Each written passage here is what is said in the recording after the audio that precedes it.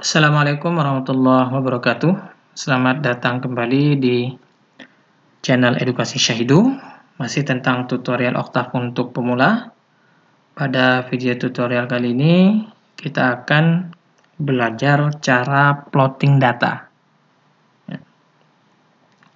Jadi memang plotting atau merepresentasikan data dalam bentuk gambar itu sudah disediakan fungsinya, library-nya oleh Oktav, sehingga nanti dapat kita gunakan untuk memberikan visualisasi dari hasil penelitian-penelitian kita. Nah, contohnya seperti itu.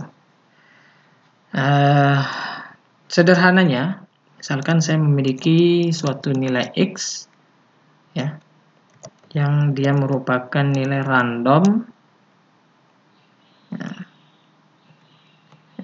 dan merupakan suatu vektor nilai random sebanyak 100 data. Oke, di sini nilai-nilainya ya. Nilai X dengan value-nya sebanyak 100 data, maka ini dapat saya plot. Ya, dapat saya tampilkan secara visualnya untuk variabel X.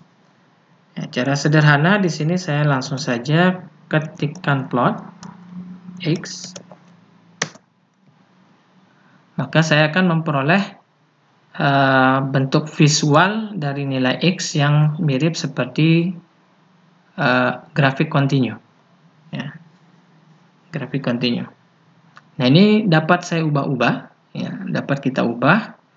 Kalau misalkan kita mau membuatnya seperti suatu grafik diskrit. Ya, ini dapat kita ganti dengan plot stem X. Nah, sehingga di sini ya, ini lebih menggambarkan nilai satuannya, ya, persatuannya itu untuk X yang pertama itu 0,4, yang 45, kemudian X kedua 0,62 dan seterusnya. Ini adalah bentuk stemnya, itu untuk nilai diskrit.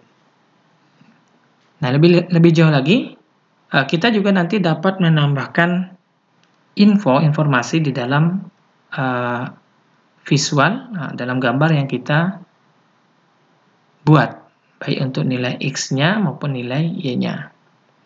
Nah, mungkin kita ganti contohnya ya.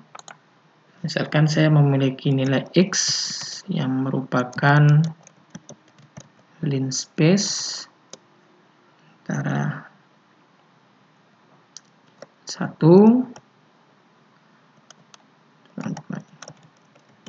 seperti ini. Jadi ini adalah suatu nilai ya, dengan pembagiannya itu dengan banyak dimensinya 100, dengan pembagiannya antara 1 sampai 11. Nah, jadi akan kenaikannya itu sebanyak 100 ya, perpindahannya. Kemudian saya tentukan nilai Y sama dengan misalkan sin X ya. Sehingga di sini nanti saya dapat menggambarkan ya, nilai X, Y. Ya, seperti ini dia nilainya. Ini nilainya untuk plotting X dengan Y. Ya, nilai X-nya bermula dari 1 sampai dengan 11 dengan memiliki nilai Y sesuai dengan hasil konversi sin X tadi. Nah, lalu di sini kita bisa menambahkan label X label.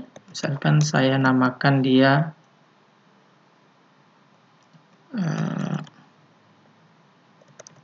nilai X ya.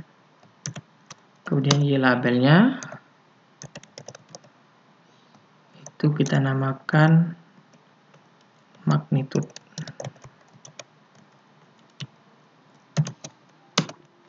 Nah, sehingga di sini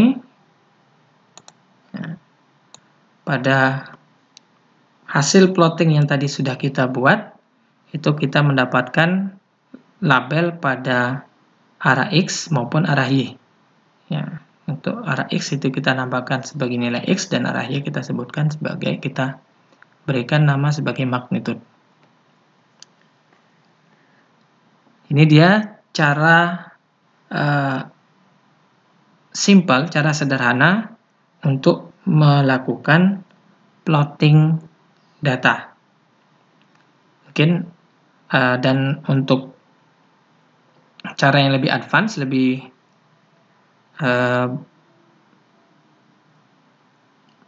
tinggi lagi, itu nanti akan ada beberapa modifikasi. Misalkan di dalam satu area gambar ini kita dapat meletakkan beberapa gambar atau plot sekaligus. Nah, itu juga dapat kita lakukan. Kemudian kita juga dapat memplotting gambar sesuai dengan keinginan kita. Contohnya mau menggunakan bar, atau mau menggunakan grafik pie, mau menggunakan grafik error, dan lain sebagainya, itu dapat disesuaikan. Nah, lebih jelasnya itu dapat dilihat pada package plotting.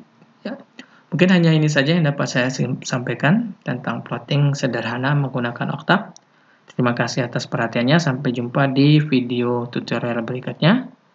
Wabillahi taufiq wal hidayah. Wassalamualaikum warahmatullahi wabarakatuh.